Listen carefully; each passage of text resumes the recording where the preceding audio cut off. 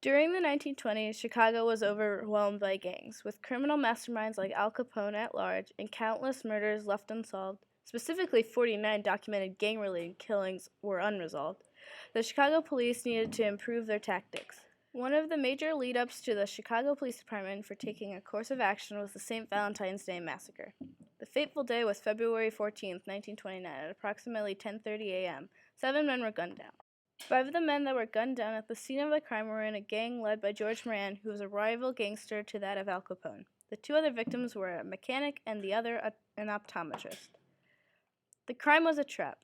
Moran, expecting a shipment of whiskey at his garage due to prohibition, happened to be late and saw 2 police officers entering the building. However, these were not police officers and happened to be some of Al Capone's gunmen, whereas they murdered 6 of Moran's lookouts inside. One of Moran's men who had survived and was rushed to the hospital came clean as who did the crime, the 2 police officers, before he died of his wounds. With the direct police involvement, this caused the crime to be put at top priority, bringing out the best crime-fighting technology that the Chicago Police Department had to date. 2 physicians performed autopsies, and all of the evidence was carefully collected, placed into envelopes, and were marked and sealed. Because of the caution and in-depth analysis of the crime, citizens and county officials turned to science and the recognition of how it could help the police department solve crimes. Because of their endeavors, thus came about the development of several new instruments, weapons, and machinery that would provide the Chicago Police Department with further and better ways to analyze crime. It wasn't until 20 years later when a whole new wave of technology hit Chicago and was reported on by many newspapers, like the Sun-Times to the Chicago Tribune, showcasing Chicago's newfound technology and ones that they were planning on installing in the near future. Chicago spent $2 million to revamp the city's radio and phone. The phone system prior to the $2 million one had been cramped and overloaded continuously with calls as the city grew in size, population, and the police struggled to keep up.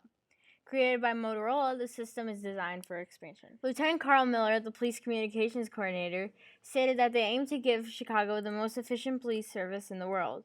The system contains 27 radio frequencies, 9 transmitters, and 56 telephone lines for handling public calls. With this new radio system, any civilian who calls for the police aid is automatically directed to the dispatcher who controls the squad cars in that area. To make sure this process is even faster, the dispatcher has a map of their zone of where the patrols and police are, which are lighted up on their map, allowing response time to be faster than it used to be. On July 21st of 1962, they announced the plan to add another installment to the police force. The city was to pay $26,164 for 21 custom-made identification cameras. The cameras were to be assigned to detective headquarters into each of the 20 police districts where there were detention cells. Each camera was to cost $1,198 plus $47 in tax, coming out to the grand total of $26,164. Despite the cameras being so expensive, Lieutenant Arthur Schoen, commanding officer of the police identification, stated that the cameras would be superior to anything ever used before in any police department. The next wave of technology to hit the police force would be the police fax in the year 1965. According to Superintendent Wilson, he said that a year ago it took 5 hours and 40 minutes to send a set of fingerprints to the headquarters and the suspect's report. However, thanks to the police fax, this no longer takes less than 60 minutes. The introduction of the police fax brought a revolution to the way records could be transmitted back and forth. It helped decrease the time between when a suspect is detained before being arrested.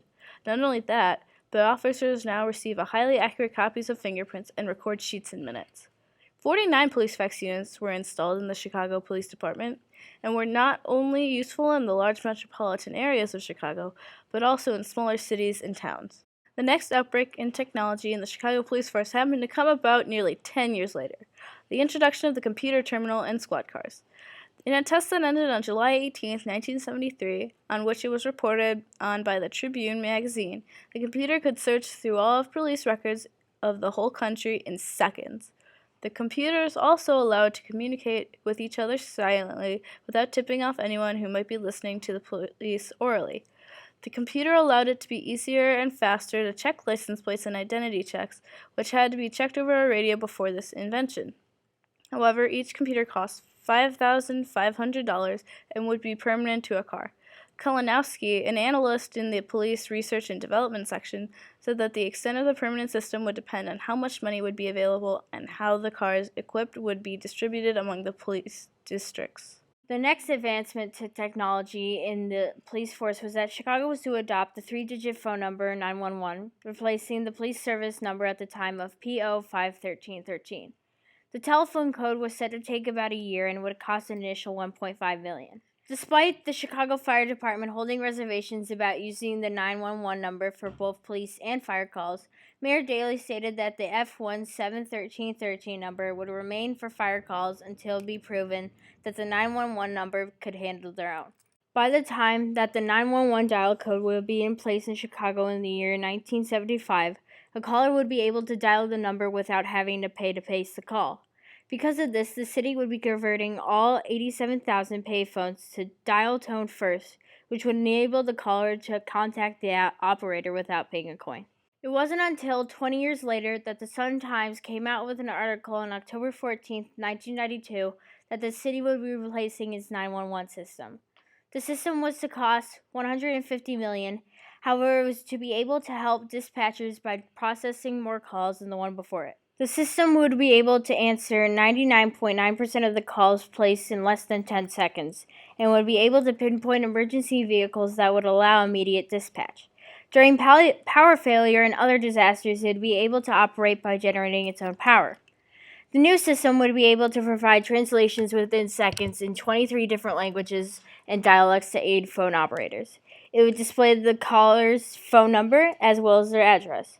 Finally, the new system would be able to show dispatchers computerized information on where street closings were near an emergency.